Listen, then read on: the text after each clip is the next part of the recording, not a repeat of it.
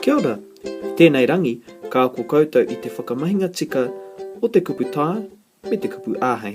He rerekē te tikanga me te whakamahinga o te kupu āhei me te kupu tae. Nō rei, kia mai tonu mai. Hea te kupu tae, hea tōna tikanga.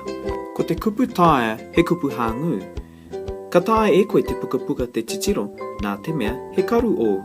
Kāore e tae e koe te kite te whare, nā te mea kei roto koe I te ngahere.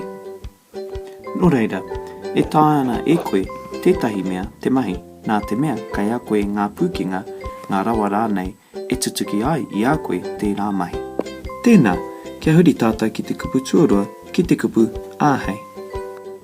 He tū āhua, he tū mahi, he tū ingoa rānei, te kupu āhei. Kāore e āhei I aia te haere, he tū āhua, he wasn't able to go. E kore e āhei te ki atu, he tū mahi, I'm not permitted to say. He aramata wai tēnei I tō āhei ki te tatau, he tū ingoa. This is a test of your ability to count.